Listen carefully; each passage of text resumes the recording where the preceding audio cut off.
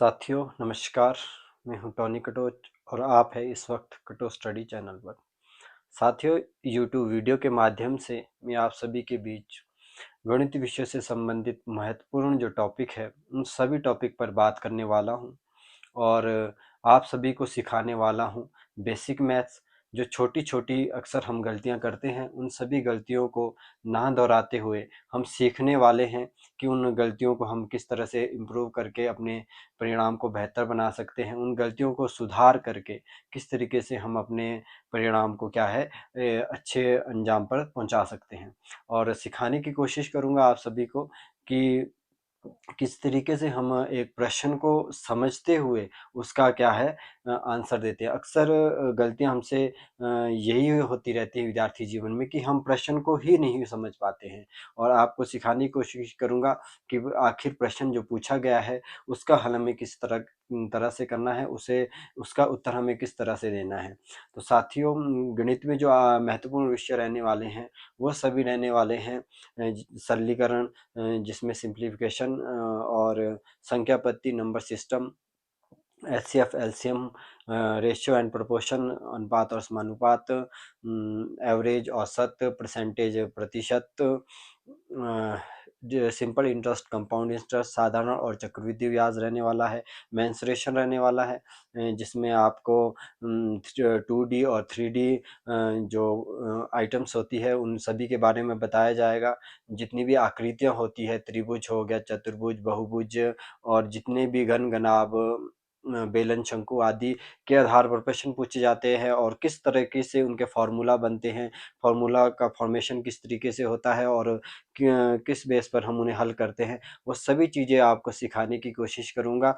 और इसमें मुख्यतः बेसिक जो जानकारी है वो रहने वाली है और आप सभी को क्या है छोटी छोटी चीज़ जो जानकारियाँ हैं वो मैं आपको देने वाला हूँ। और साथ ही साथ वीडियो के माध्यम से मैं आप सभी के बीच इस श्रृंखला को निरंतर करने वाला हूं और इस श्रृंखला में जो है सबसे पहले हम नंबर सिस्टम संख्या पत्ती से शुरू करेंगे और संख्या पत्ती में भी कुछ महत्वपूर्ण बिंदु है जिन पर हम चर्चा करेंगे और जिसमें हम मैं आपको बताता चलूं कि वो महत्वपूर्ण बिंदु आखिर कौन कौन से रहने वाले हैं। आइए बताता हूं वो महत्वपूर्ण बिंदु। सबसे पहले हमारे पास हम पढ़ेंगे संख्या पत्ती के बारे में। संख्या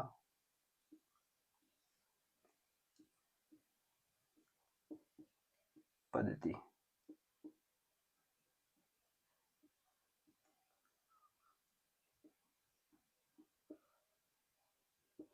नंबर सिस्टम है। नंबर सिस्टम से एग्ज़ाम में बहुत से ऐसे क्वेश्चन पूछे जाते हैं जो क्या है बहुत ही महत्वपूर्ण होते हैं और उन्हें सीखना भी बहुत ज़रूरी रहता है। वो लेकिन हम उसमें बहुत सी ऐसी छोटी-छोटी जानकारियाँ रहती हैं जो हमारे एक जानकारी को अगर हम मिस कर देते हैं तो हमारे उत्तर को वो किसी दूसरी दिशा में लेकर चले जाती हैं। वो सभी छोटी-छोटी चीज़ों को मैं आपको सिखाने वाला हूँ और जो महत्वपूर्ण इसमें बिंदु रहने वाले हैं नंबर सिस्टम संख्या पद्धति में वो मैं आपको बताता चलूँ। ये महत्वपूर्ण टॉपिक होंगे और इन टॉपिक के बारे में हम जो है गहराई से जो है पढ़ाई करेंगे और सीखने का प्रयास करेंगे। वो मुख्य टॉपिक है जैसे आपको मैं बताता चलूँ। एक पहला रहेगा हमारा इकाई अंक। इकाई अंक, unit digit,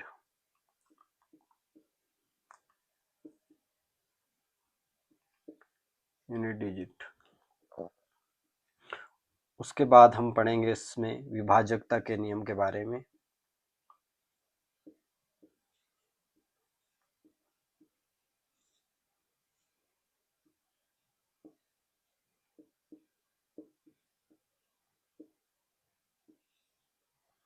divisibility rule.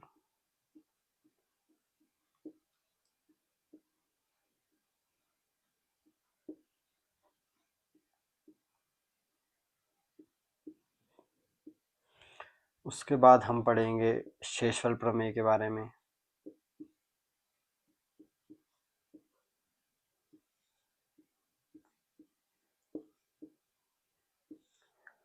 Reminder theorem.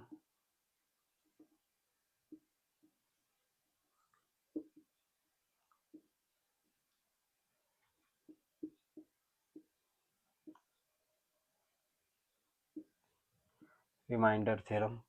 उसके बाद हम पढ़ेंगे गुणनखंड के बारे में,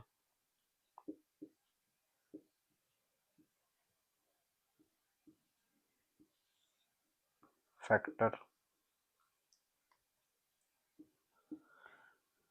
उसके बाद हम पढ़ेंगे शून्यों की संख्या।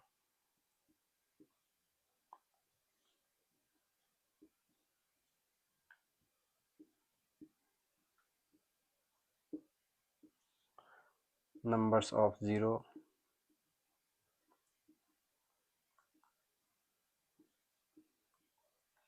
Number of zero. और इसमें हम पढ़ेंगे मुख्यतः भाज्य और अभाज्य संख्या।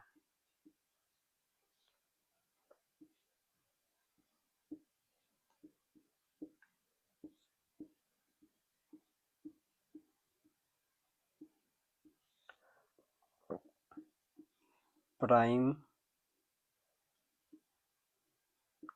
एंड को प्राइम नंबर के बारे में।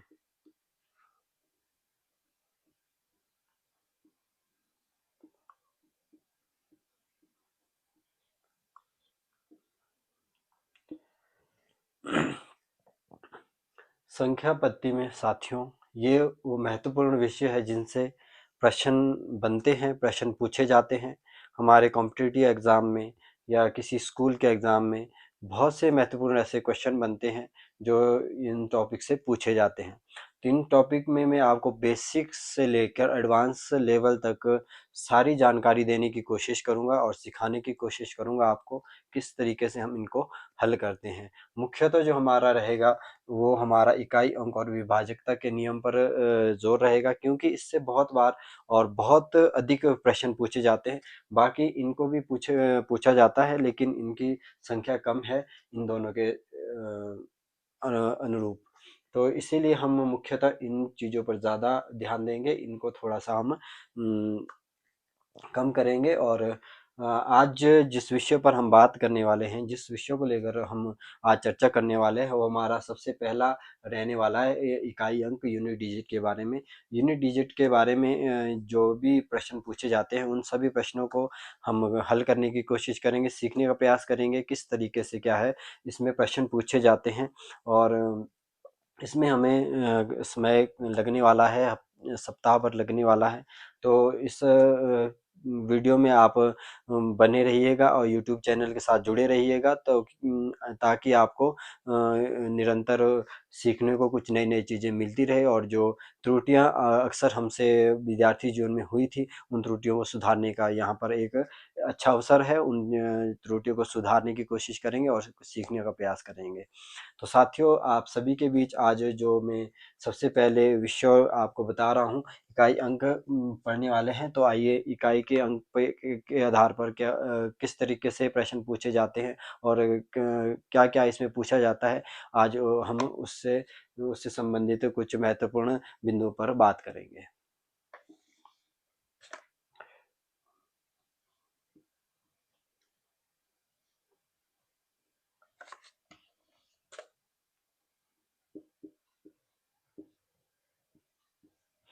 और साथियों, मेरा आपसे अनुरोध रहेगा कि एक बार इन सभी चीज़ों को आप अपने पास नोट्स में नोट डाउन कर लें, जिससे क्या है आपको ये विदित रहे कि हमें किस विषय से संबंधित किस बिंदु पर हम इस वक्त काम कर रहे हैं, किस बिंदु को हम सीखने का प्रयास कर रहे हैं। मैं चाहता हूँ आप एक बार इसे नोट डाउन कर लें।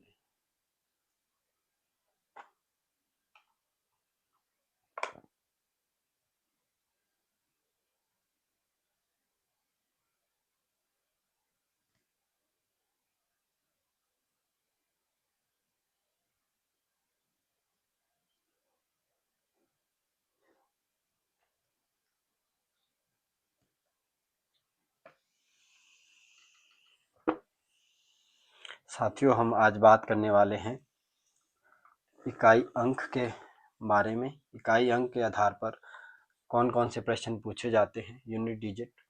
और यूनिट डिजिट में भी मोस्टली हम आज जिस बिंदु पर बात करेंगे वो होगा फैक्टोरियल।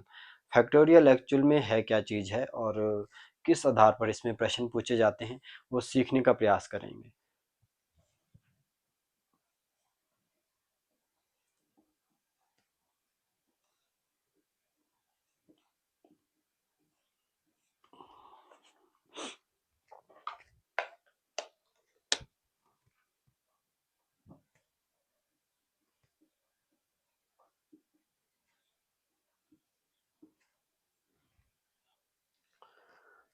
सबसे पहले हम बात करने वाले हैं फैक्टोरियल।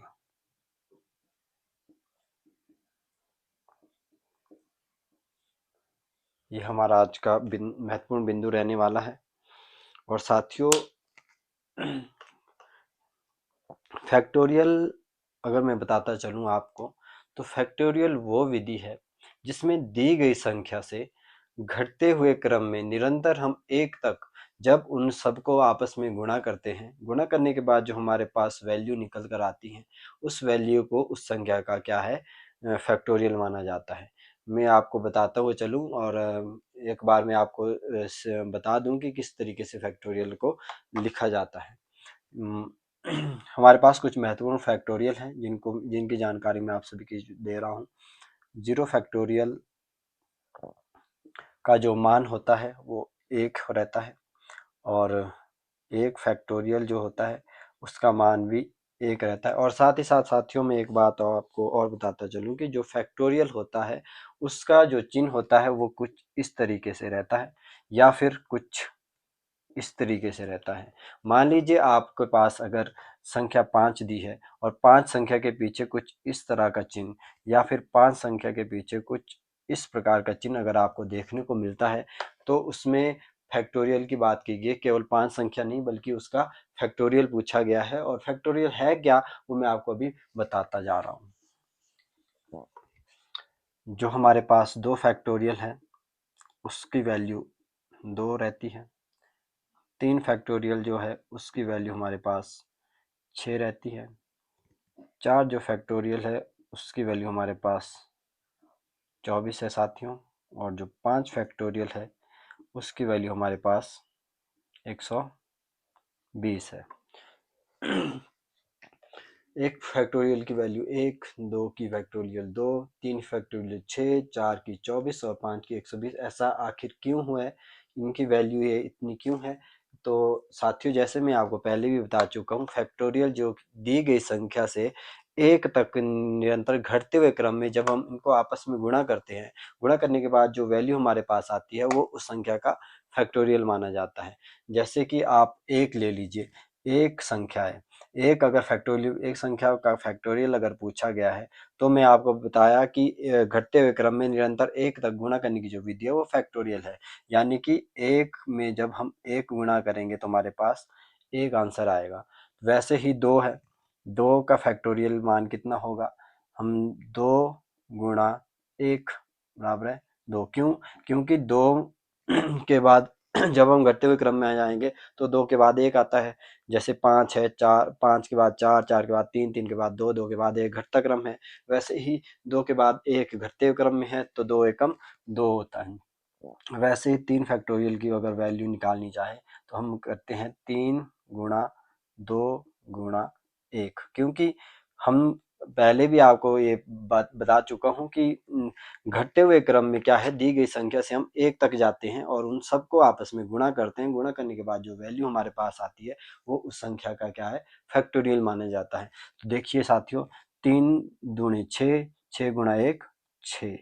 तो अब तभी मैंने यहाँ पर क्या है, 3 की फैक्टोरियल वैल्यू 6 लिखी हुई है। जैसे ही 4 की है, 4 की फैक्टोरियल वैल्यू अगर हम निकालना चाहें तो 4 गुणा 3 गुणा 2 गुणा 1। क्योंकि ये घटते हुए क्रम में चलते हैं हम, घटते हुए क्रम में जब हम 1 तक जाते हैं और 1 तक जाने के बाद हम क्या है, इनको फिर आपस में मल्टीप्लाई करते हैं, गुणा करते हैं, और गुणा करने के बाद जो हमारे पास वैल्यू निकल कर आती है वो क्या है, उसका फैक्टोरियल बन जाता है। जैसे गुणा करें तो 4 3 12, 12 में अगर 2 गुणा करें तो 12 दूनी 24, 24 गुण में 1 गुणा कर 24 एकम 24, यानी कि हमारे पास 4 फैक्टोरियल की वैल्यू 24 निकल कर आती है। वैसे ही 5 फैक्टोरियल है, 5 फैक्टोरियल की वैल्यू क्या है हमारे पास, किस तरीके से हम निकाल सकते हैं?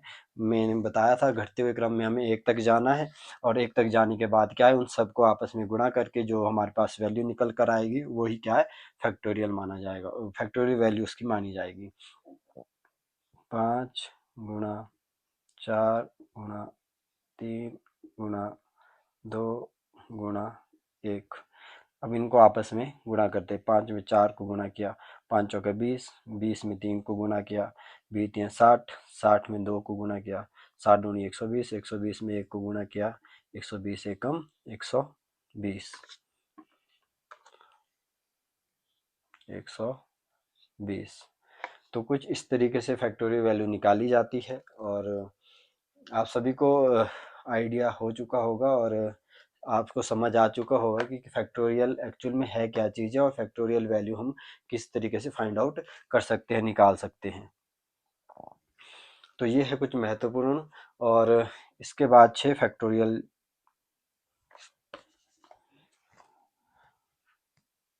फैक्टोरियल का जो मान है वो साथियों कुछ इस तरीके से होगा, क्योंकि दी गई संख्या से हमने घटते हुए क्रम में एक तक जाना है और जाके क्या है उन सभी को आपस में गुणा करना है। 6 में गुणा करूँगा 5, फिर 4, फिर 3, फिर 2 और फिर 1। जब इन सभी को आपस में गुणा किया जाएगा तो हमारे पास उसकी फैक्टोरियल वैल्यू आ जाएगी। लेकिन साथियों एक चीज़ हम यहाँ पर और कर सकते हैं। मान लीजिए हमसे 6 फैक्टोरियल की वैल्यू पूछी गई है, लेकिन क्या है हम 6 गुणा यहाँ पर 5 फैक्टोरियल कर लेंगे। क्यों? क्योंकि 5 फैक्टोरियल की जो वैल्यू है वो है 5 गुणा 4 गुणा 3 गुणा 2 गुणा 1। 5 4 3 2 1, यहाँ पर इस सब को गुणा करने के बाद 120 हमारे पास आता है। जब हमें ये चीज़ पता है तो क्या है यहाँ पर भी तो यही चीज़ रिपीट हो रही है, 5 गुणा 4 गुणा 3 गुणा 2 गुणा 1। यानी कि ये सभी चीज़ को क्या है गुणा करके हमारे पास वैल्यू हमारे पास पता है। इन सबको गुणा करने के बाद हमारे को वैल्यू पता है कि 120 है। 120 में जब हम 6 को गुणा करेंगे, 0 6 दूनी 12 का 2 हासिल 1 6 में 720। यानी कि जो हम डायरेक्ट क्या है कुछ इस तरीके से 6 में क्या है 5 फैक्टोरियल को मल्टीप्लाई कर सकते हैं। वो कुछ इस तरीके से 6 गुणा 5 फैक्टोरियल की वैल्यू है 120। तो 120 को क्या है 6 में डायरेक्ट मल्टीप्लाई करेंगे तो हमारे पास उतर कर आएगा 720। तो 720 क्या है 6 फैक्टोरियल की वैल्यू मानी जाती है। कुछ इस तरीके से भी हम इसको हल कर सकते हैं। मान लीजिए 7 फैक्टोरियल है, 7 फैक्टोरियल को हम क्या कर सकते हैं, या तो इस तरीके से कर सकते हैं 7 गुणा 6 गुणा 5 गुणा 4 गुणा 3 गुणा 2 गुणा 1। इस तरीके से हम सॉल्व कर सकते हैं जो तरीका है इसको हल करने का। लेकिन साथियों अगर हम समय बचाने की कोशिश करें तो हम क्या कर सकते हैं, 7 मल्टीप्लाई 6 फैक्टोरियल, क्योंकि 6 फैक्टोरियल यहाँ पर रिपीट हो रहा है साथियों। अगर देखें तो 6 गुणा 5 गुणा 4 गुणा 3 गुणा 2 गुणा 1 ये इसमें ऑलरेडी मौजूद है और इसकी अगर हमारे पास वैल्यू है 720, अगर हमारे को 720 इसकी पता है तो हम डायरेक्ट 7 में क्या है 720 को गुणा कर सकते हैं, क्योंकि इन सभी को गुणा करने के बाद 720 ही आने वाला है। जब हम यहाँ इनको गुणा करेंगे तो इनकी सबकी वैल्यू 720 आने वाली है। उस 720 को हम इसमें जब मल्टीप्लाई करेंगे तो हमारा 7 का फैक्टोरियल निकलने वाला है। तो हम कुछ इस तरीके से भी क्या है इसको फिर लिख सकते हैं या हल कर सकते हैं। 7 गुणा 720 तो कुछ इस तरीके से 0 और 7 दूनी 14 का 4 हासिल 1 7 7 49 और 1 50, यानी कि 50 40 जो है हमारा 7 फैक्टोरियल का मान बन जाता है। 7 फैक्टोरियल की वैल्यू हमारे पास कितनी बनती है 50 40 बनती है। उसी तरीके से हम 8 फैक्टोरियल की वैल्यू निकालने की कोशिश करेंगे। 8 फैक्टोरियल 8 फैक्टोरियल का जो मान है वो अगर हम सिंपली करें तो जो नियम कहता है उसके अनुसार क्या है, दी गई संख्या से घटते हुए क्रम में एक तक जब हम निरंतर गुणा करते जाएंगे तो जो उसके बाद वैल्यू हमारे पास निकल कर आती है वो क्या है उस संख्या का फैक्टोरियल माना जाता है। तो हम क्या कर सकते हैं, हमारे को हम पता है 7 फैक्टोरियल का मान कितना है, तो हम डायरेक्ट अपने समय की बचत करने के लिए 8 मल्टीप्लाई 7 फैक्टोरियल भी कर सकते हैं, क्योंकि हमें उसकी वैल्यू पता है। क्योंकि अगर हम 7 फैक्टोरियल करेंगे तो 7 में भी हम क्या करेंगे 7 गुणा 6 गुणा 5 गुणा 4 गुणा 3 गुणा 2 गुणा 1। 8 फैक्टोरियल में भी 8 गुणा 7 गुणा 6 गुणा 5 गुणा 7 के बाद वो चीज़ें रिपीट होने वाली है। उन चीज़ों को हम बार बार करने से या इस लॉन्ग प्रोसेस को करने से क्या है बचने के लिए हम इस तरीके से भी कर सकते हैं। 8 में हम मल्टीप्लाई करेंगे फिर 7 फैक्टोरियल की वैल्यू, 7 फैक्टोरियल की वैल्यू है 50 40, 5040 है। तो 5040 को जब 8 में मल्टीप्लाई करेंगे 0 निकल कर आया, 8 चौके 32 का 2 हासिल 3 3 नीचे उतर आया, 8 पंजे 40। तो कुछ इस तरीके से क्या है, हमारे 8 फैक्टोरियल का मान भी निकल कर आ जाता है। उसी तरह से 9 फैक्टोरियल का मान भी हम निकाल सकते हैं। 9 गुणा 8 फैक्टोरियल, 8 फैक्टोरियल का मान हमारे पास है, क्योंकि अगर हम 8 फैक्टोरियल देखें तो 9 में भी 8 फैक्टोरियल पूरा आता है। 8 गुणा 7 गुणा 6 गुणा 5 गुणा 4 गुणा 3 गुणा 2 1 गुणा 1, और 9 के बाद अगर 9 करें, 9 9 गुणा 8 गुणा 7 गुणा, फिर हमारे पास 8 रिपीट होने वाला है। रिपीट होने वाला है तो हम इस, अगर हमारे पास इसकी वैल्यू याद है या हमें इसकी वैल्यू मालूम है, तो हम क्या है, एक लंबे प्रोसेस से गुजरने के बजाय क्या है, हम अपनी समय की बचत करने के लिए क्या है, इसको डायरेक्ट इसमें मल्टीप्लाई कर सकते हैं, क्योंकि उत्तर वही आने वाला है। 9 गुणा 40 320। जब हम इनको आपस में मल्टीप्लाई करते हैं तो हमारे पास उत्तर आता है 0। 9 दूनी 18 का 8 हासिल 1, 9 तीन 27 और 1 28 का 8 हासिल 2, 2 उतरा नीचे, 9 चौके 36। तो साथियों इस तरीके से क्या है, हमारा 9 फैक्टोरियल की वैल्यू भी निकल कर सामने आ जाती है। उसी तरीके से हम 10 फैक्टोरियल को भी क्या है, 10 गुणा 9 फैक्टोरियल कर सकते हैं। जब हम इसको आपस में गुणा करेंगे तो हमारे पास क्या है, 10 फैक्टोरियल की वैल्यू भी निकल कर सामने आ जाती है। जैसे 10 में हम मल्टीप्लाई करेंगे 9 फैक्टोरियल की वैल्यू, 36 28 80। जब हम इसको सॉल्व करेंगे तो हमारे पास आएगा 36 28 80 0 एक 0 और लग जाएगी 10 में मल्टीप्लाई करने के बाद।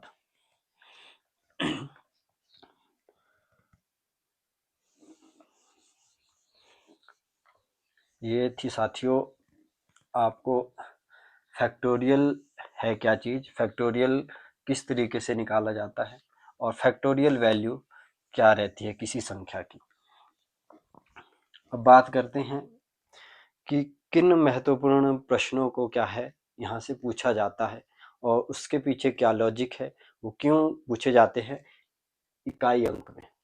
याद रखना है साथियों कि इकाई के अंक के आधार पर फैक्टोरियल क्यों इम्पोर्टेंट है, क्यों इसमें हम जो है फैक्टोरियल को पढ़ रहे हैं, और किस तरीके से इसमें प्रश्न बनने वाले हैं, पूछने वाले हैं, वो सभी हम जानने का प्रयास करेंगे।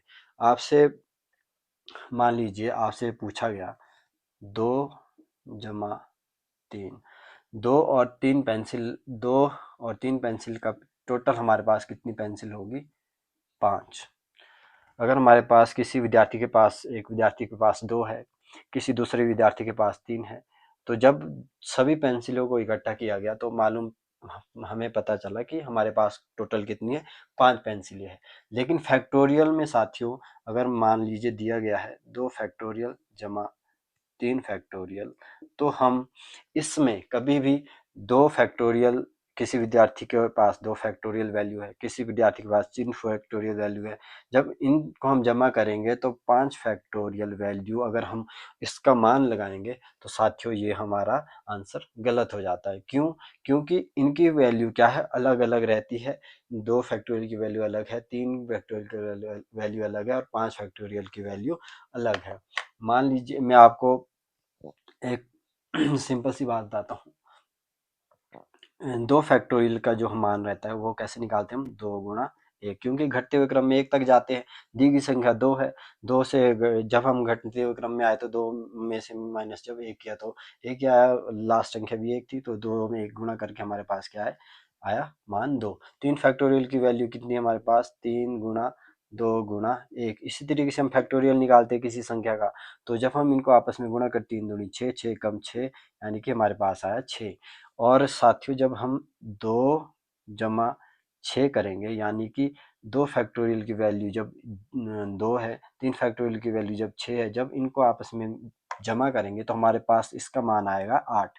यानी कि कहने का मतलब ये है कि 2 और 3 फैक्टोरियल की जो वैल्यू है वो है 8। लेकिन 5 फैक्टोरियल जो है, सबसे पहले हम सॉल्व करेंगे 5 फैक्टोरियल। 5 फैक्टोरियल क्या होता है, 5 गुणा 4 गुणा 3 गुणा 2 गुणा 1। यही कहने का मतलब कि फैक्टोरियल क्या है, दी गई संख्या से घटते हुए क्रम में 1 तक निरंतर जो मल्टीप्लाई करने की विधि है वो फैक्टोरियल है। तो हम जब इनको आपस में गुणा करेंगे तो हमारे पास वैल्यू आती है 5 चौके 20, 20 तिया 60, 60 दूनी 120, 120 से कम 120। कहने का मतलब ये है कि अगर 2 फैक्टोरियल जमा 3 फैक्टोरियल हम किसके बराबर मान रहे हैं, 5 फैक्टोरियल के बारे में, लेकिन कभी भी 8 का मान 120 के बराबर नहीं हो सकता है, क्योंकि जो 8 है वो किसके बराबर होगा, 8 ही के बराबर होगा। 8 क्या है, 16 के बराबर तो नहीं होगा, लेकिन 16 के क्या होगा, ये दुगना होगा, डबल होगा। 8 जो है 24 का कितना होगा, तिगुना होगा। 8 8 के ही इक्वल होगा, 8 के ही बराबर होगा। इसीलिए हम क्या है, इसमें 2 फैक्टोरियल जमा 3 फैक्टोरियल को 5 फैक्टोरियल नहीं लिखते हैं, बल्कि इसको सॉल्व करते हैं। इस 2 फैक्टोरियल को सॉल्व किया, 3 फैक्टोरियल को अलग से सॉल्व किया, उसके बाद क्या है, हम इनको आपस में जमा करते हैं तो हमारे पास वैल्यू 8 निकल कर आती है। और जो इसका आंसर होगा, जैसे मान लीजिए 2 फैक्टोरियल जमा 3 फैक्टोरियल हमारे से अगर पूछा गया प्रश्न, तो हमारे पास वैल्यू इसकी आएगी 2 फैक्टोरियल की वैल्यू 2, 3 फैक्टोरियल की वैल्यू 6, 2 और 6 हो गया हमारे पास 8, तो इसका आंसर होगा 8। और साथियों आपको बताता चलूं कि फैक्टोरियल में तब तक क्या है, कोई भी मैथमेटिकल ऑपरेशन काम नहीं करते हैं जब तक हम उसकी वैल्यू नहीं निकाल लेते, क्योंकि जिस प्रकार हमने अभी किया कि 2 फैक्टोरियल जमा 3 फैक्टोरियल इक्वल टू 5 फैक्टोरियल नहीं होता है। क्यों नहीं होता, क्योंकि इसमें फैक्टोरियल में जो है, जो ये प्लस का निशान है बीच में, ये तभी काम करेगा जब हम इसकी वैल्यू निकाल चुके होंगे। प्लस हम उसके बाद करेंगे, ना कि पहले ही कर लेंगे कि 2 जमा 3 5 फैक्टोरियल। क्योंकि प्रूफ में आप कर चुका हूँ, क्यों है, क्योंकि जो हमारे पास 8 मान आया था वो 120 के बराबर हम कह रहे थे, लेकिन यो गया हमारा आंसर गलत कर देता है। इसीलिए क्या है, आपको मैं बता रहा हूँ कि फैक्टोरियल में कोई भी मैथमेटिकल ऑपरेशन उस वक्त तक काम नहीं करते हैं जब तक हम उसकी वैल्यू प्रॉपर नहीं निकाल लेते। मान लीजिए 2 फैक्टोरियल दिया है, 2 फैक्टोरियल को हमने 2 गुणा 1 किया तो हमारे पास 2 आया। 3 फैक्टोरियल 3 गुणा 2 गुणा 1 किया तो हमारे पास 6 मान आया। तो हम 2 जमा 6, 2 प्लस 6 हम कर सकते हैं, ना कि हम 2 जमा 3 को 5 फैक्टोरियल यानी कि कर सकते हैं, बल्कि 2 जमा 6 को हम 8 कर सकते हैं, क्योंकि ये इसका क्या है, वैल्यू है। ये हल करके क्या है, हमारे पास इसका आंसर आता है 8 फैक्टोरियल। होप्सो आप सभी समझ गए होंगे। और इसमें हम अब देखने वाले हैं कि मल्टीप्लिकेशन में क्या है, किस तरीके से इसको मल्टीप्लाई किया जाता है, और किस तरीके से हमारे पास इकाई के स्थान पर क्या है, इकाई यूनिट डिजिट में क्या है, इसमें प्रश्न पूछे जाते हैं। मान लीजिए आपसे प्रश्न पूछा गया 1 फैक्टोरियल गुणा 2 फैक्टोरियल गुणा 3 फैक्टोरियल में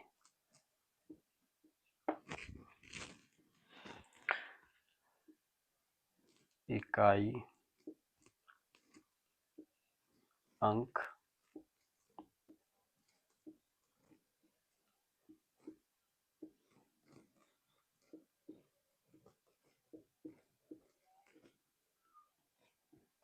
ये प्रश्न पूछा गया आपसे।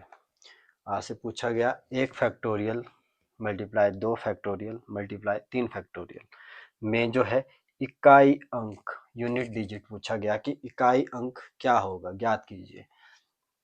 तो हमें साथियों मल्टीप्लाई जब आएगा तो हमें सबसे पहले मैं आपको बता चुका हूँ, मैथमेटिकल ऑपरेशन इसमें तभी काम करेंगे जब हम इन सब की वैल्यू निकाल चुके होंगे। डायरेक्ट हम इनको आपस में मल्टीप्लाई नहीं कर सकते हैं। मान लीजिए आप मल्टीप्लाई कर लेंगे 3 दूनी 6, 6 एकम 6, यानी कि आप बोलेंगे इसकी फैक्टोरियल वैल्यू वही 6, तो इकाई अंक 6 है। तो ये गलत हो जाएगा, क्योंकि हमें क्या है, सबसे पहले जो है फैक्टोरियल को सॉल्व करना है। फैक्टोरियल सॉल्व करने के बाद, जैसे मान लीजिए 1 फैक्टोरियल है, 1 फैक्टोरियल का 1 फैक्टोरियल को हम किस तरीके से लिखते हैं, 1 फैक्टोरियल 1 गुणा 1, यानी कि 1 हमारे पास आता है। वैसे 2 फैक्टोरियल है, 2 फैक्टोरियल को किस तरीके से लिखते हैं, 2 गुणा 1, घटते हुए क्रम में लिखते हैं, हमारे पास 2 आता है। 3 फैक्टोरियल 3 गुणा 2 गुणा एक इसी तरीके से लिखते हैं, क्योंकि फैक्टोरियल का आपको मैं पहले बता चुका हूँ जो है तरीका है, दी गई संख्या से घटते हुए क्रम में एक तक जो है हम उनको आपस में गुणा करते हैं, गुणा करने के बाद जो वैल्यू आती है वो उसकी फैक्टोरियल वैल्यू मानी जाती है। तो उसी तरीके से हम इन सभी को भी कर रहे हैं। 3 दूनी 6, 6 एकम 6।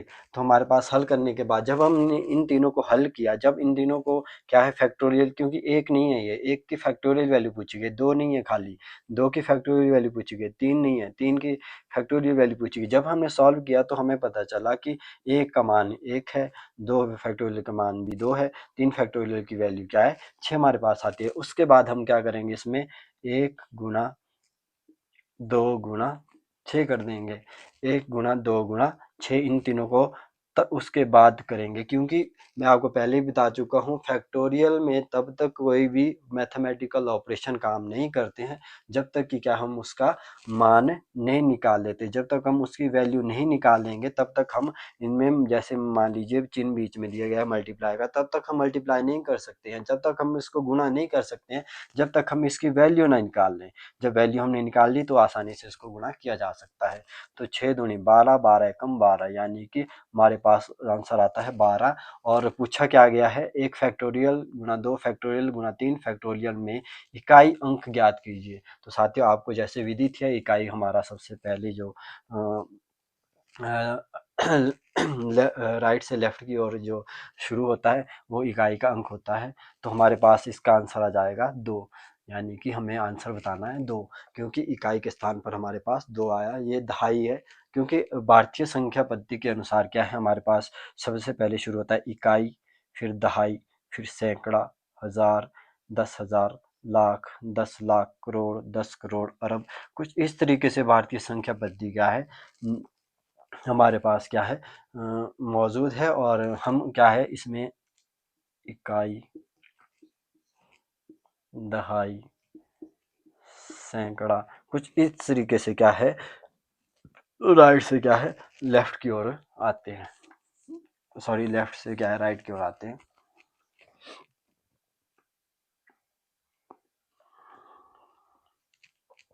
तो इसको सॉल्व करने का ये तरीका है, आप एक बार देख लीजिए, नोट डाउन कर लीजिए, स्क्रीनशॉट ले लीजिए।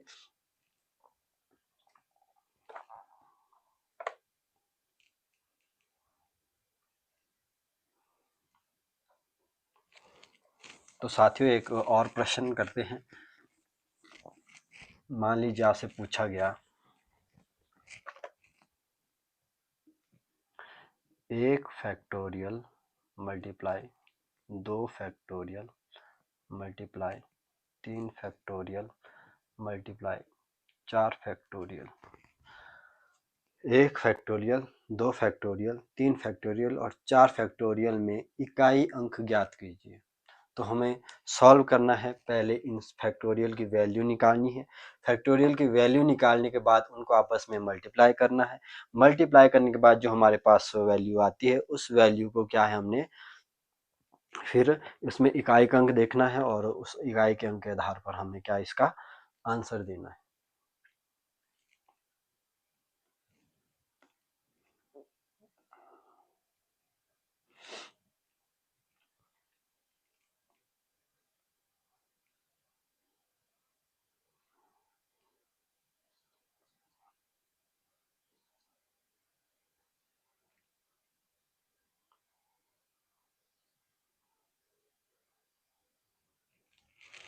मान लीजिए आपके पास ऑप्शन में आते हैं 4, 2, 8, 6, ये 4 ऑप्शन आपके पास दिए गए हैं।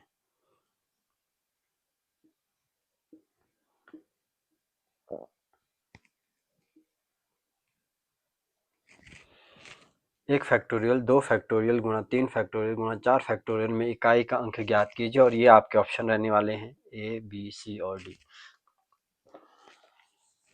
तो साथियों जैसे मैं आपको पहले बता चुका हूँ, फैक्टोरियल को हल करना है, उसके बाद उनको आपस में मल्टीप्लाई करना है, जो वैल्यू निकल कर आएगी उसमें इकाई का अंक जो होगा वो हमारे पास उस संख्या का फैक्टोरियल होगा। तो आइए सॉल्व करते हैं।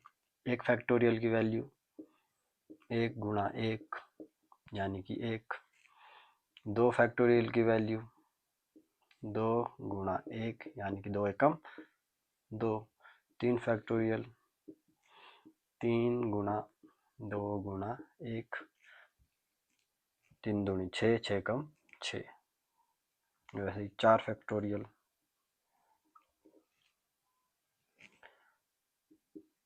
4 गुणा 3 गुणा 2 गुणा 1। साथियों, हम घटते हुए क्रम में 1 तक जा रहे हैं और इनको आपस में गुणा कर रहे हैं। गुणा करने के बाद जो वैल्यू आ रही है वो 4 की फैक्टोरियल वैल्यू मानी जाती है। 4 तियां 12, 12 दूनी 24, 24 एकम 24।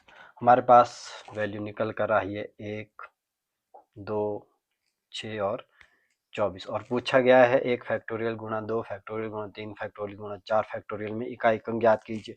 जब हमने इन सब को सॉल्व किया, जब हमने इस सब की वैल्यू निकाली तो हमारे पास वैल्यू आती है 1 फैक्टोरियल की वैल्यू है 1, 2 फैक्टोरियल की वैल्यू है हमारे पास 2, 3 फैक्टोरियल की जो वैल्यू है हमारे पास 6 है, तो हम 6 मल्टीप्लाई करेंगे। 4 फैक्टोरियल की वैल्यू है 24, तो 24 में भी हम पूरी संख्या को नहीं मल्टीप्लाई करेंगे बल्कि हम क्या करेंगे, सिर्फ इकाई के अंक को मल्टीप्लाई करेंगे, क्योंकि हमसे पूछा ही इकाई का अंक गया है, इसलिए हम इसको मल्टीप्लाई करेंगे सिर्फ केवल इकाई के ही अंक को। क्योंकि अगर हम इसको मल्टीप्लाई भी करेंगे तो भी सिर्फ यही इसमें मल्टीप्लाई होने वाला है, और अगर हम पूरे को मल्टीप्लाई करेंगे तो भी इकाई के स्थान पर वही अंक आने वाला है जो इनको मल्टीप्लाई करने के बाद आने वाला है। चाहे इनको मल्टीप्लाई कर लीजिए चाहे इनको मल्टीप्लाई कीजिए, आंसर आपका वही आने वाला है। चलिए एक बार मल्टीप्लाई करते हैं। 6 चौके 24, 24 में आया आपका 4, 4 को मल्टीप्लाई किया हमने 2 से, 4 दूनी 8, 8 को मल्टीप्लाई किया 1 में, 8 एकम 8 यानी कि हमारा आंसर 8 आता है। अब अगर हम पूरी वैल्यू को मल्टीप्लाई करते चलें, 24, 24 में 6 का मल्टीप्लाई कीजिए, 6 चौका 24 का 4, अस्सी लाई 2, 6 दूनी 12, 12 एक 12 2 14, 14 में जब हमने इन दोनों को आपस में कर दिया मल्टीप्लाई, अब इन दोनों के बाद हमारे पास आता है 2, 2 को मल्टीप्लाई कीजिए, 4 दूनी 8, 4 दूनी 8, 2 एकम 2, 2 भी हो गया। फिर 1 आता है, 1 मल्टीप्लाई करने के बाद हमारे पास वही संख्या नीचे उतर कर आएगी। तो कहने का मतलब ये है कि इकाई के अंक पर यहाँ पर भी 8 आता है, अगर हम इनको भी मल्टीप्लाई करते हैं तो क्या हमारे पास 8 ही आता है, क्योंकि 6 चौके 24, 24 में भी हमने क्या है 4 जो है इकाई का अंक ही लिया। इकाई के अंक को जब हमने इसमें मल्टीप्लाई किया 2 में, 4 दूनी 8, 8 एकम 8 यानी हमारा आंसर 8 आता है। इसीलिए ये भी विशेष ध्यान देना है, इकाई के अंक में केवल इकाई का अंक ही हम मल्टीप्लाई करेंगे, ज़्यादा इसमें पूरी संख्या को मल्टीप्लाई नहीं करेंगे, क्योंकि उसमें हमारा समय बर्बाद होता है, इसीलिए।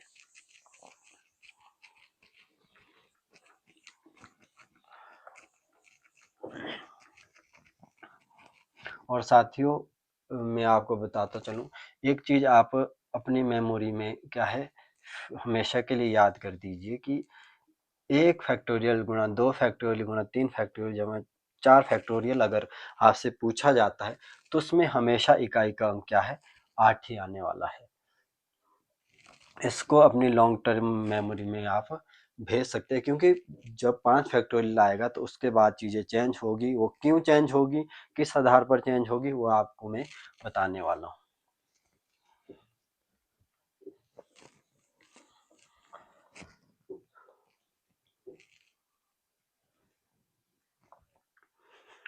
तो साथियों, आइए एक और प्रश्न करते हैं और उसे सीखने का प्रयास करेंगे कि क्यों ये इकाई अंक यूनिट डिजिट में फैक्टोरियल इतना महत्वपूर्ण माना जाता है। मान लीजिए आपसे पूछा गया 1 factorial multiply 2 factorial multiply 3 factorial multiply 4 factorial multiply 5 factorial. 1, 2, 3, 4 और 5 फैक्टोरियल में जब मल्टीप्लाई आपस में करते हैं तो उनमें इकाई का अंक क्या आता है। आइए सबसे पहले मैं आपको जिस तरह बता चुका हूँ कि इनको डायरेक्ट मल्टीप्लाई करने के बजाय हम इनको क्या है पहले सॉल्व करते हैं, इन सब की वैल्यू निकालते हैं, उन वैल्यू को क्या है मल्टीप्लाई करने के बाद जो हमारे पास उसका आंसर आता है उसमें हम इकाई का अंक जब देखते हैं तो वो हमारा आंसर रहता है। चाहिए आइए हम इसको सॉल्व करते हैं। 1 फैक्टोरियल, 1 गुणा 1 यानी कि 1, 2 फैक्टोरियल, 2 गुणा 1 यानी कि 2, ये भी हो गया, ये भी हो गया। अब 3 फैक्टोरियल, 3 फैक्टोरियल यानी कि 3 गुणा 2 गुणा 1 यानी कि 6, 3 दूनी 6 एकम 6। फिर 4 फैक्टोरियल, 4 गुणा 3 गुणा 2 गुणा 1, 4 3 12, 12 दूनी 24, 24 एकम 24। वैसे ही 5 फैक्टोरियल, 5 गुणा 4 गुणा 3 गुणा 2 गुणा 1, 5 चौके 20, 20 3 60, 60 दूनी 120, 120 एकम 120, 5 चौके 20, 20 3 60, 60 दूनी 120, 120 एकम 120, 5 चौके 20, 20 3 60, 60 दूनी 120, 120 एकम 120। तो इनको जब मल्टीप्लाई किया तो हमारे पास क्या है, फैक्टोरियल को जब हमने सॉल्व किया तो हमारे पास वैल्यू निकल कर आई है 1 2 6 24 और 120। तो मैं आपको पहले भी जैसे बता चुका हूँ कि फैक्टोरियल में जब हमसे पूछा गया इकाई का अंक, तो हम केवल इकाई के स्थान पर जितनी भी संख्या आ रही है उनको ही मल्टीप्लाई करेंगे, अपितु पूरी संख्या को मल्टीप्लाई करने के बजाय। क्योंकि अगर हम पूरी संख्या को मल्टीप्लाई करते चले तो हमारी संख्या बढ़ती जाएगी, बड़ी हो जाएगी और हमारे को समय ज़्यादा लगने वाला है। इसलिए हम क्या है, अपने समय की बचत करने के लिए, अपने समय की बचत करने के लिए क्या है, हम केवल इकाई के अंक को ही मल्टीप्लाई करते हैं, क्योंकि हमसे पूछा ही वही गया है। तो हमारे पास आया 1 गुणा 2 गुणा 6 गुणा 24 का केवल 4 गुणा 120 का केवल 0। तो जब हम इनको आपस में मल्टीप्लाई करते हैं, 4 6 चौके 24, 24 का 4, 24 में हम केवल 4 ही लेंगे। तो 4 में भी हम क्या मल्टीप्लाई करेंगे, 4 दूनी 8, 8 को 1 मल्टीप्लाई करेंगे तो हमारे पास आएगा 8। जब हम 8 को मल्टीप्लाई करेंगे 0 में तो हमारा आंसर निकल कर आएगा 0। क्योंकि किसी भी संख्या में जब हम 0 का मल्टीप्लाई करते हैं तो हमारे पास वैल्यू क्या है, 0 ही निकल कर आती है। मान लीजिए, एक एग्जाम्पल से मैं आप सभी को समझाने की कोशिश करूँगा, क्योंकि क्यों हमने 8 मल्टीप्लाई बाय 0 किया।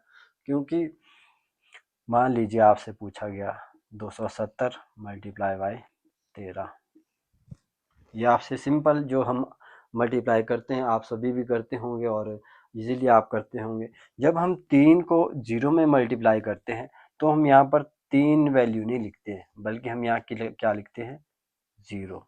क्योंकि 3 को जब हम 0 मल्टीप्लाई करते हैं तो हमारी वैल्यू को ये 0 बना देता है। 7 3 21, 7 3 21 का 1 हसेलाई 2, 3 दूनी 6 2 8। फिर 1 को जब हमने 0 में मल्टीप्लाई किया तो 0 ही आया।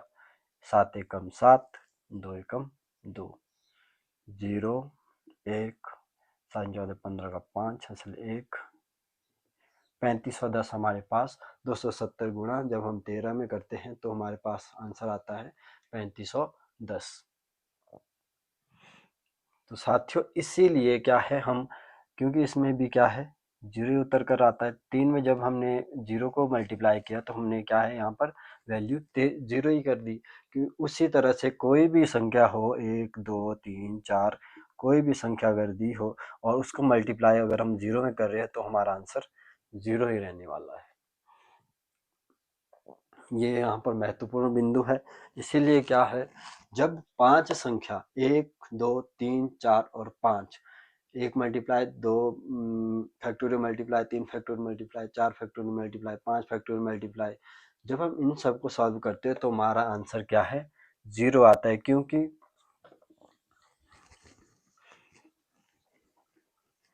क्योंकि साथियों हमने इकाई के अंक लिए 1 गुणा 2 गुणा 6 गुणा 24 का 4 गुणा 120 का 0।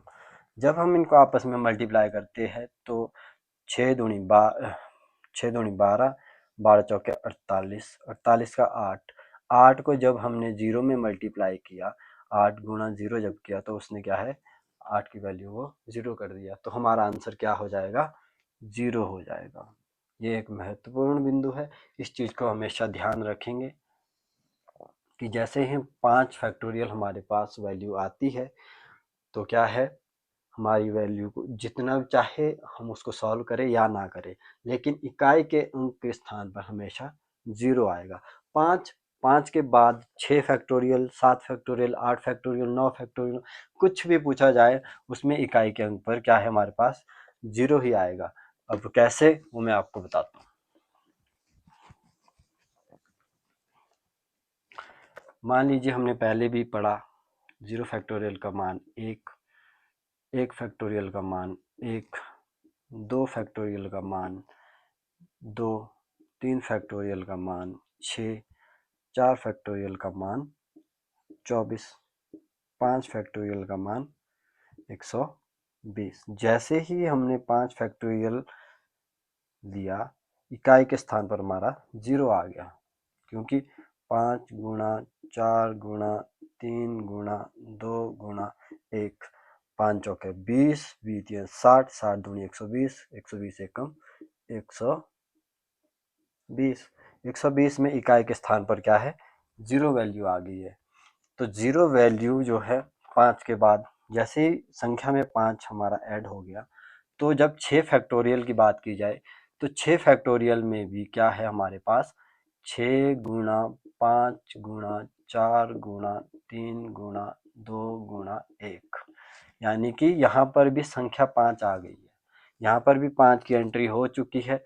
तो जब 5 की एंट्री हो चुकी है, जहाँ पर भी 5 संख्या की एंट्री हो गई है, तो फैक्टोरियल में जो है उसके आंसर में अंत में 0 होने ही वाला है, क्योंकि 5 जो है किसी भी संख्या सम संख्या से जब मल्टीप्लाई होती है तो क्या है या तो 0, वो क्या है 0 ही बनाती है। मान लीजिए 5 को अगर हम 2 में मल्टीप्लाई करें 10, 5 को हम मल्टीप्लाई करें 4 में 20, 5 को मल्टीप्लाई करें हम 6 में 30, 5 को हम मल्टीप्लाई करें 8 में 40, 5 में मल्टीप्लाई करें तो 50। यानी कि अगर किसी भी सम संख्या यानी कि 2 4 6 8, ठीक है 10, कुछ इस तरीके की संख्या जो है सम संख्या जो है, अगर हम सम संख्या में 5 का मल्टीप्लाई करते हैं तो वो 0 बनाती ही बनाती है, उसमें 0 आएगा ही आएगा। इसीलिए क्या है जैसे ही 5 और 5 फैक्टोरियल से ऊपर की कोई भी वैल्यू जब हमारे पास आ जाती है, जब हमारे पास दी जाती है,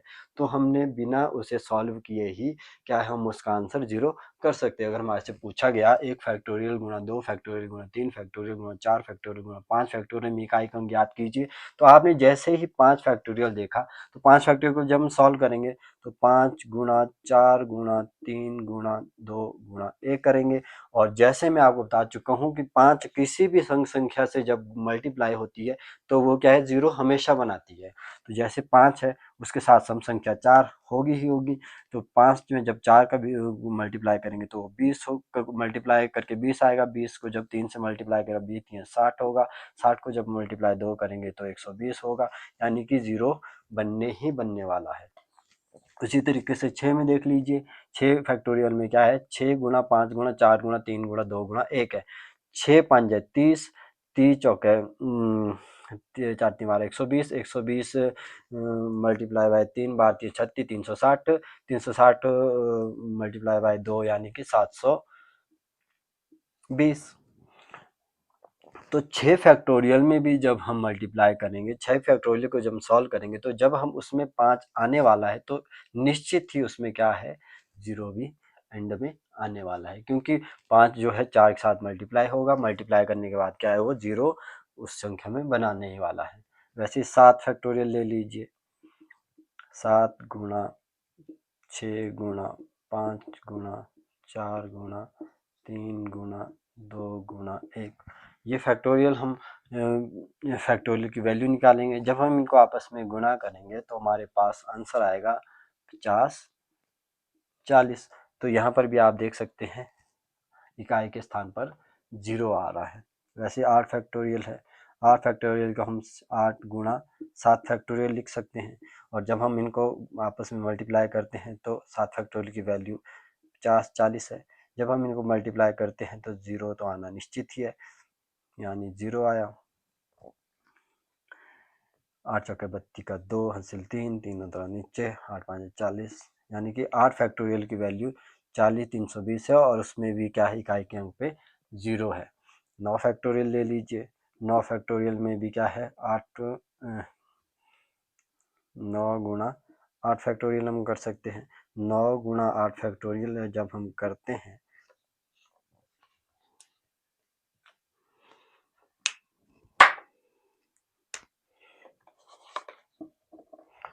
9 में भी जब हम 8 फैक्टोरियल मल्टीप्लाई करते हैं तो क्या है हमारे पास, 8 फैक्टोरियल की वैल्यू कितनी, 40 320। 9 गुणा 40 320 करेंगे, 0 तो भाई इसमें भी 0 इसमें भी आने वाला है। 9 दूनी 18 का 8 सिलाई 1, 9 3 27 और 1 28, 28 का 8 सिलाई 2, 2 उतरा नीचे, 9 चौके 36, यानी कि 9 फैक्टोरियल की वैल्यू क्या है, ये है। 8 फैक्टोरियल की वैल्यू ये है, 7 फैक्टोरियल की वैल्यू ये है, 6 फैक्टोरियल की वैल्यू ये है। तो इन सभी में एक कॉमन चीज आप देखेंगे तो एंड में 0, एंड में 0, एंड में 0, एंड में 0। तो ये जो है 5, जैसे ही फैक्टोरियल में 5 या 5 से ऊपर फैक्टोरियल जब भी पूछा जाता है तो वो अपने साथ 0 बनाता ही चलेगा, क्योंकि मैं आपको बता चुका हूँ 5 जो है किसी भी संख्या से जब गुणा होता है तो क्या है, वो 0 जरूर बनाता है। 5 का 2 में गुणा करो, 5 का 4 में, 5 का 6 में, 5 का 8 में, 5 का 10 में, 5 का 12 में, 5 का 14 में, 5 का 16 में, 5 का 18 में, किसी में मल्टीप्लाई आप जब करोगे सम संख्या में तो क्या है, वो 0 निश्चित रूप से ही बनाने वाला है। तो एक चीज यहाँ पर आप नोट डाउन कर लीजिए, लिख लीजिए कि जैसे ही 1 2 3 4 और 5 फैक्टोरियल या 5 फैक्टोरियल के बाद आप से जो प्रश्न पूछा जाए तो उसमें क्या है, इकाई के स्थान पर 0 ही आने वाला है, और ये लॉजिकली है। और इसमें क्या है, इकाई के अंक को ज्ञात करने के लिए बोला जाता है। जिस विद्यार्थी ने पढ़ा होगा, जिस विद्यार्थी को इस चीज़ की समझ होगी, वो अपना समय ना गवाते हुए सीधा ही 0 पर क्या है, टिक कर देगा, क्योंकि उसे मालूम है कि 5 संख्या जैसे उसने देख ली तो 5 के बाद वो क्या है, अपने साथ इकाई का अंक हमेशा क्या है, 0 लेता है, 0 लेता है। तो इसमें क्या है, हमारे समय की बचत होती है। और कुछ इस तरीके से क्या है, हमसे प्रश्न पूछे जाते हैं जो मैं आपको बताने वाला हूँ।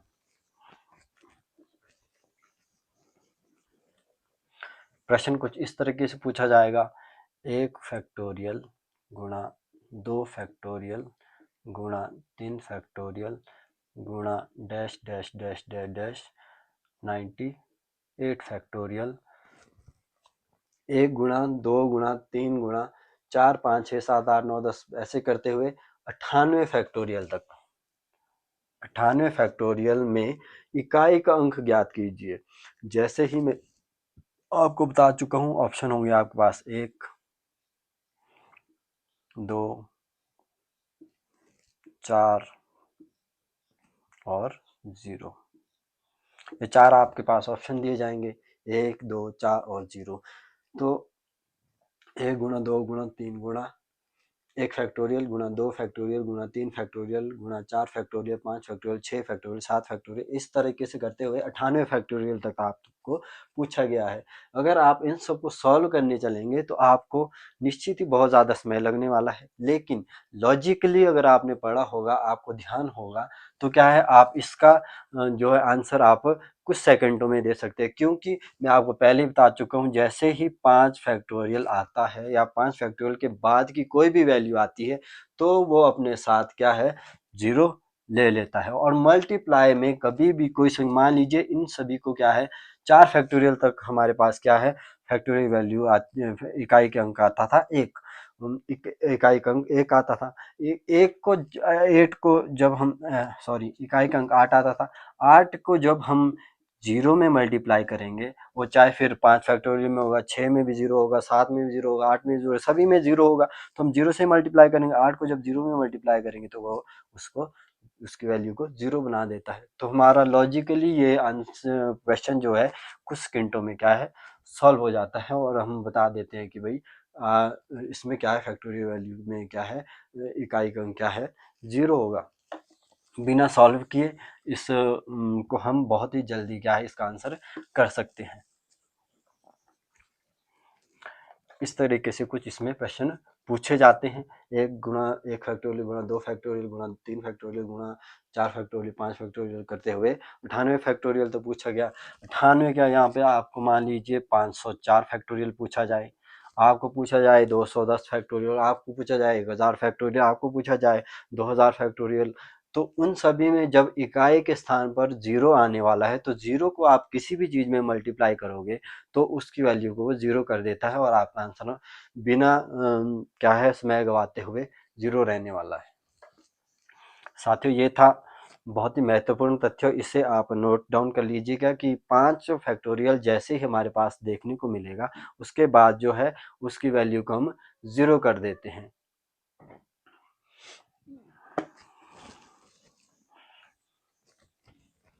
क्योंकि 5 फैक्टोरियल में 0 आता है, 5 फैक्टोरियल के बाद 6 फैक्टोरियल में इकाई अंक पे 0 आता है, 7 फैक्टोरियल में इकाई अंक पे 0 आता है, 8 फैक्टोरियल में इकाई अंक पर 0 आता है, 9 फैक्टोरियल में इकाई अंक पर 0 आता है। ऐसे करते हुए आगे जब जितनी मतलब संख्या तक जाएंगे उन सभी में क्या है 0 आएगा। 0 को हम अगर किसी भी संख्या में मल्टीप्लाई करेंगे तो वो क्या है उसकी वैल्यू को 0 कर देता है। इसीलिए इस से क्या है इकाई के अंक में फैक्टोरियल से प्रश्न पूछे जाते हैं, इसलिए हम फैक्टोरियल के बारे में पढ़ रहे हैं, क्योंकि ये लॉजिकली है और कुछ बात कुछ सेकंडों की अगर किसी ने पढ़ा होगा, नहीं पढ़ा होगा तो उसके लिए क्या है ये बहुत ज़्यादा मुश्किल सवाल रहने वाला है और त्रुटि होने की बहुत ज़्यादा संभावना इसमें रहती है। तो हमने सीख लिया किस तरीके से मल्टीप्लाई में क्या है फैक्टोरियल वैल्यू में हम किस तरीके से निकालते हैं। अब हम देखते हैं एडिशन में जमा जब हम करते हैं, जब हम जमा करते हैं, मान लीजिए आपसे पूछा गया 1 फैक्टोरियल जमा 2 फैक्टोरियल जमा 3 फैक्टोरियल में 1 फैक्टोरियल जमा 2 फैक्टोरियल जमा 3 फैक्टोरियल में इकाई अंक ज्ञात कीजिए। तो आपको मैं पहले ही बता चुका हूँ कि अगर हमारे से प्रश्न पूछा गया है 1 फैक्टोरियल जमा 2 फैक्टोरियल जमा 3 फैक्टोरियल में इकाई अंक ज्ञात कीजिए, तो हम इन जो वैल्यू को है डायरेक्ट प्लस नहीं करेंगे। 1 जमा 2 3, 3 प्लस 3 6, हम इसको 6 फैक्टोरियल नहीं कह सकते। अगर हम ऐसा कहते हैं तो हमारा ये कहना गलत है, वो मैं आपको पहले भी बता चुका हूँ, प्रूफ कर चुका हूँ कि क्यों। तो हमें इनको पहले सबसे पहले सॉल्व करना होगा इन तीनों को। 1 फैक्टोरियल का मान कितना होता है, 1 फैक्टोरियल का मान होता है 1 गुणा 1 यानी कि 1। 2 फैक्टोरियल का मान होता है हमारे पास 2 गुणा 1 यानी कि 2। 3 फैक्टोरियल भी हम किस तरीके से निकालते हैं, 3 गुणा 2 गुणा 1 यानी कि घटते हुए क्रम में हम लिखते हैं, और घटते हुए क्रम में जब लिखने के बाद हम इनको आपस में गुणा करते हैं तो हमारे पास क्या है वैल्यू आती है 6, 3 दूनी 6, 6 एकम 6। तो हमारे पास इन तीनों का मान आया 1 जमा 2 जमा 6। जब हमारे पास इन फैक्टोरियल को सॉल्व करने के बाद इनका जो मान है 1, 2 और 6 आता है, उसके बाद ही हम इसको क्या है आपस में जमा कर सकते हैं, ना कि हम डायरेक्ट क्या फैक्टोरियल में फैक्टोरियल संख्या को जमा कर सकते हैं। क्योंकि मैं आपको पहले भी बता चुका हूँ फैक्टोरियल में मैथमेटिकल ऑपरेशन तब तक काम नहीं करते जब तक हम उनकी वैल्यू नहीं निकालते। वैल्यू जब हम निकाल लेते तो उन वैल्यू में आपस में क्या है हम मल्टीप्लिकेशन कर सकते हैं।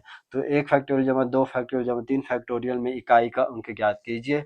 तो हम क्या है इसमें ध्यान देने योग्य बात ये है कि जैसे हम मल्टीप्लाई में करते थे कि 6 दूनी 12, 12 एकम 12, यानी कि अगर हम ऐसा करते हैं तो गलत होगा, क्योंकि हमें ध्यान देना है बीच में जो साइन दिया गया है, साइन यहाँ पर है एडिशन का, जमा का है, तो हमें मल्टीप्लाई नहीं करना है और यहाँ पर गलतियां होने की संभावना ज़्यादा रहती है। तो हम इसमें मल्टीप्लाई नहीं करेंगे बल्कि इनको जमा करेंगे। 6, 2, 8, 8 और 1, 9। तो हमारा इकाई का अंक जो रहने वाला है वो रहने वाला है 9। इस चीज़ का बहुत ध्यान रखने की ज़रूरत है, क्योंकि हम जल्दबाजी में कई बार क्या कर लेते हैं, 6 दूनी 12, 12 एकम 12, और उसको आंसर 12, 12 में हम इकाई का अंक 2, और 2 में जैसे ही हम इकाई का अंक 2 करते हैं तो हमारा आंसर गलत हो जाता है, क्योंकि हमने बीच में साइन को भी देखना है कि क्या हमसे पूछा गया है। अगर मल्टीप्लिकेशन है तो मल्टीप्लाई करना है, अगर एडिशन है तो जमा करने को बताया गया है तो हम इसमें जमा करेंगे। तो 6 दूनी 6 2 8, 8 और 1 9, हमारा आंसर हो जाता है 9। उसी तरीके से अगला प्रश्न जब हमसे पूछा जाता है, 1 फैक्टोरियल जमा 2 फैक्टोरियल जमा 3 फैक्टोरियल जमा 4 फैक्टोरियल में इकाई अंक ज्ञात कीजिए। तो हम इसको सॉल्व करते हैं। 1 फैक्टोरियल का मान क्या होता है, 1 गुना 1 यानी कि 1। 2 फैक्टोरियल का मान क्या होता है, 2 गुना 1 यानी कि 2। 3 फैक्टोरियल का मान क्या होता है, 3 गुना 2 गुना 1 यानी कि 6। 3 दूनी 6, 6 एकम 6। 4 फैक्टोरियल का मान कितना होता है, 4 गुना 3 गुना 2 गुना 1, 4 3 12, 12 दूनी 24, 24 एकम 24। तो हमारे पास वैल्यू निकल कर सामने आ गई है कि 1 फैक्टोरियल का मान 1, 2 फैक्टोरियल का मान 2, 3 फैक्टोरियल का 6, 4 फैक्टोरियल का 24। तो जब हमारे पास ये वैल्यू निकल कर आ चुकी है तो हम इन सबको क्या है, आपस में प्लस कर लेंगे, जमा कर लेंगे, क्योंकि हमारे से पूछा ही एडिशन गया है। तो हम 1 जमा 2 जमा 6 जमा 24 और 1 जमा 2 जमा 6 जमा 24। और हम एक चीज़ और यहाँ पर ध्यान देंगे कि अगर इकाई का अंक पूछा गया है तो मान लीजिए जैसे 24 है, 24 में हम केवल इकाई के अंक को ही जमा करेंगे, दहाई के अंक को जमा करने की ज़रूरत नहीं है, क्योंकि उसमें हमारे से सवाल पूछा नहीं गया, इसीलिए हम डायरेक्ट इकाई के अंक को जमा करेंगे। 6 4 10, 10 2 12, 12 और 1 13, हमारे पास आंसर आता है 13। 13 में इकाई का अंक आता है 3। मान लीजिए आपको अभी भी कोई डाउट है तो मैं आपको बताते हूँ। तो मान लीजिए आप 24 जमा 6 जमा 2 जमा 1 करते हैं। जब इन सबको आप जमा करते हैं तो 6 4 10, तो 12 12 और 1 13, 13 का 3, हासिल 1, यानी कि कहने का मतलब ये है कि इकाई के स्थान पर वही संख्या आएगी, इसीलिए हम केवल इकाई के ही अंकों को यहाँ पर क्या है, एडिशन करेंगे। अगर मल्टीप्लिकेशन भी होगा तो हम केवल इकाई के अंकों को ही मल्टीप्लाई करेंगे, क्योंकि होना ही एक्चुअली इकाई के अंकों को मल्टीप्लाई है और एडिशन है, तो हम उनको मल्टीप्लाई करके क्या है, अपने समय की बचत करते हुए क्या है, उनको क्या है, मल्टीप्लाई या एडिशन करेंगे और अपना आंसर दे देंगे, क्योंकि आंसर तो वही आने वाला है।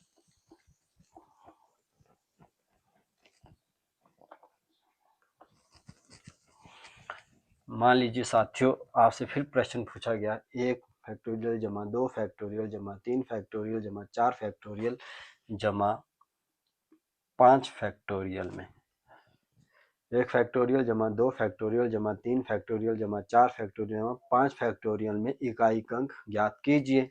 तो हम इसको पहले सबसे पहले क्या है, फैक्टोरियल की वैल्यू सॉल्व करते हैं। 1 फैक्टोरियल का मान है 1 गुणा 1 यानी कि 1। 2 फैक्टोरियल का मान है 2 गुणा 1 यानी कि 2। 3 फैक्टोरियल का मान है 3 गुणा 2 गुणा 1 यानी कि 6, 3 दूनी 6।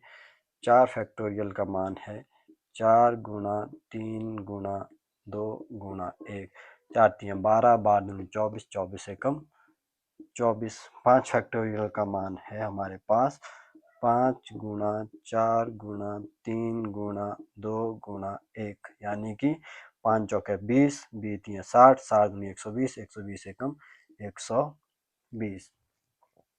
और साथियों यहाँ पर हमारे पास वैल्यू आती है 1 जमा 2 जमा 6 जमा 24 जमा 120। तो जैसे ही यहाँ पर 5 फैक्टोरियल आ जाता है और हम यहाँ पर एक त्रुटि की संभावना जो रहती है, अक्सर विद्यार्थी क्या है इसमें त्रुटि क्या कर लेते हैं कि जैसे ही 5 फैक्टोरियल देखते हैं तो 5 फैक्टोरियल में तो आपको पता है 0 आता है।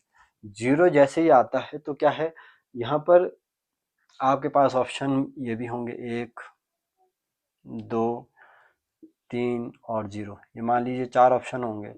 और आपको मैं पहले जैसे मल्टीप्लिकेशन वाले केस में बता चुका हूँ कि जैसे आपको 5 दिखे, 5 को क्या है जब हम किसी चीज़ में मल्टीप्लाई करते हैं तो वो उसकी वैल्यू को 0 कर लेता है, लेकिन यहाँ पर ऐसा नहीं होने वाला है। एडिशन में थोड़ी सी चेंजेस आने वाली है, क्योंकि एडिशन में क्या है, अगर हम करते हैं 120 जमा 24 जमा 6 जमा 2 जमा 1, तो हमारे पास इकाई के अंक पे क्या है, हम 6, 4, 10, 2, 12 और 13, 13 का 3 लिखेंगे, क्योंकि 0 चाहे आए, मान लीजिए 720 भी है, ठीक है, ये क्या है आपका 6 फैक्टोरियल की वैल्यू है, मान लीजिए ये भी है।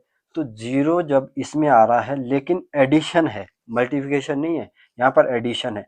एडिशन में क्या है, 0 4 में जब हम 0 जमा करते हैं तो वो 4 ही माना जाता है, लेकिन 4 में जब हम 0 को क्या है मल्टीप्लाई करते हैं तो वो 0 माना जाता है। जैसे मैं आपको पहले बता चुका हूँ, एडिशन में देखिए 6, 4, 10, 2, 12 और 13 का 3, क्योंकि 0 अगर 0 है तो उसको हम क्या है उसकी पूरी वैल्यू को ही मान लेते, 4, 4, 10, 3, 13।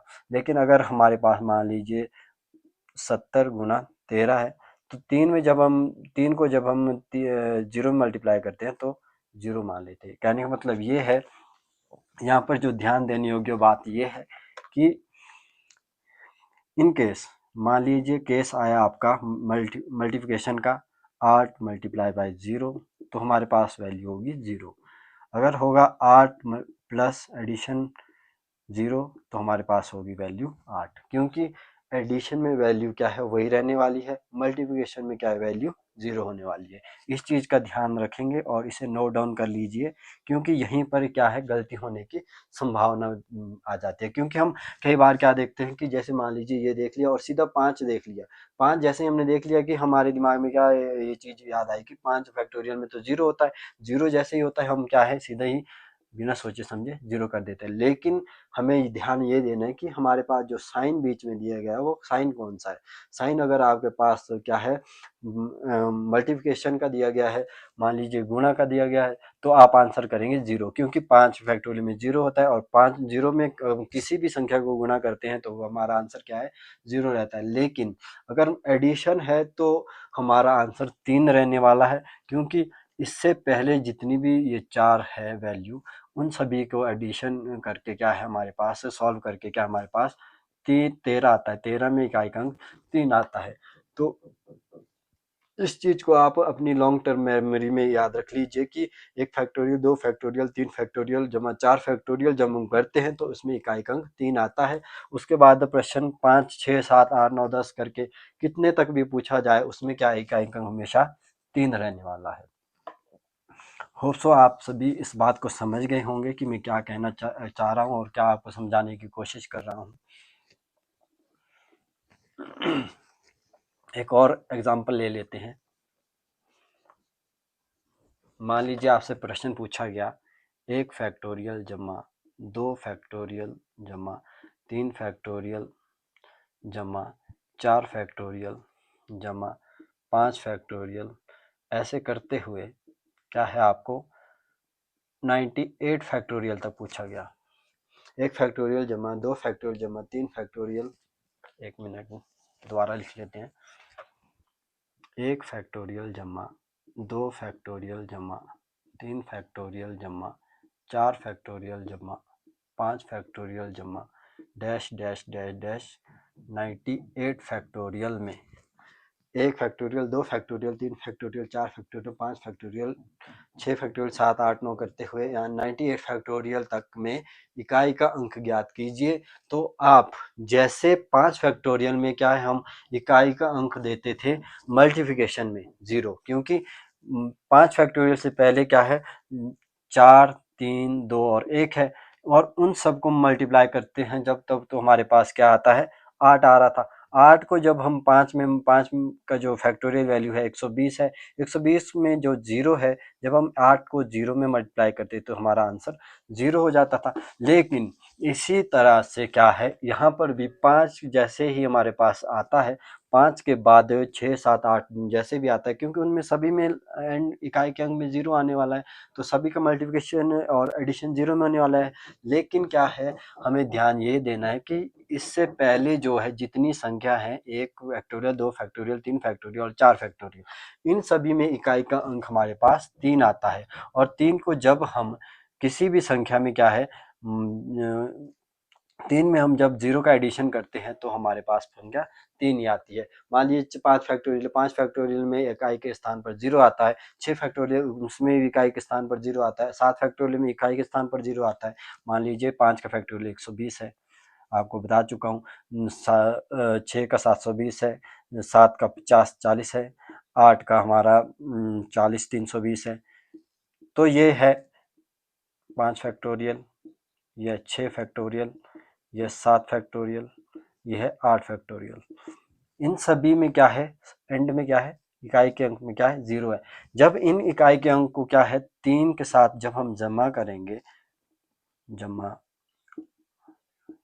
0 करेंगे, तो हमारा आंसर 3 ही निकल कर आने वाला है। तो इसमें क्या है, हमारे पास ऑप्शन होंगे। मान लीजिए प्रश्न पूछा गया 1 फैक्टोरियल 2 फैक्टोरियल करते हुए 98 फैक्टोरियल तक हो, इकाई के अंक में कौन सा ऑप्शन होने वाला है। ऑप्शन होंगे 2, 4, 8, सॉरी यहाँ पर 0 और यहाँ पर 3, ये 4 ऑप्शन होंगे।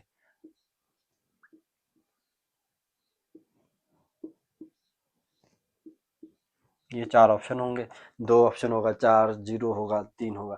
और आप क्या है, जल्दबाजी में क्या है, साइन को नज़रअंदाज करते हुए क्या है, जैसे ही आप देखेंगे कि 5 में क्या कहा गया था कि 0 जैसे ही मल्टीप्लाई 0 जैसे आएगा, वो क्या है किसी भी संख्या से मल्टीप्लाई करके क्या है उसको भी 0 कर देता है।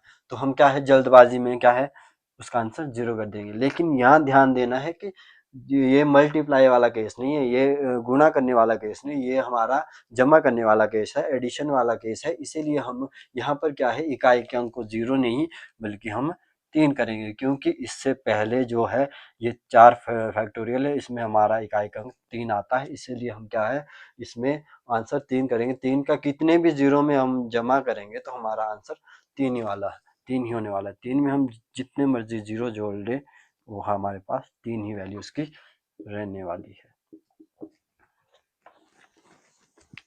तो साथियों, ये था एक और कॉन्सेप्ट और एक और चीज़ जो हमारे से एग्ज़ाम में पूछी जाती है। मल्टीप्लिकेशन में ध्यान देना है कि 5 के बाद कोई भी वैल्यू आती है, 5 के ऊपर कोई भी फैक्टोरियल आता है और इकाई को पूछा जाता है, तो हमने उसका आंसर 0 करना है। लेकिन एडिशन में इकाई के स्थान पर, अगर जमा में इकाई के स्थान पर 5 के फैक्टोरियल के बाद वैल्यू आती है, तो हमारे पास हमें ध्यान रखना है कि हमें हमेशा 3 को ही टिक करना है, क्योंकि उसे सॉल्व करने के बाद हमारा आंसर जो इकाई के स्थान पर 3 ही रहने वाला है।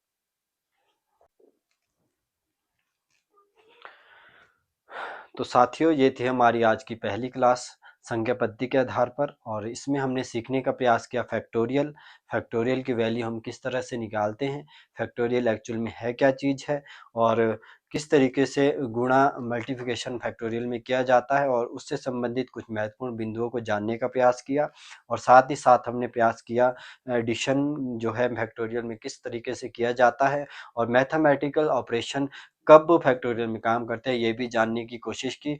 तो बने रहिए टो स्टडी के साथ, और मिलते हैं एक और नई वीडियो के साथ आप सभी के बीच अगले कुछ दिनों में, और सीखते रहिए आप बेसिक मैथ्स को। नमस्कार।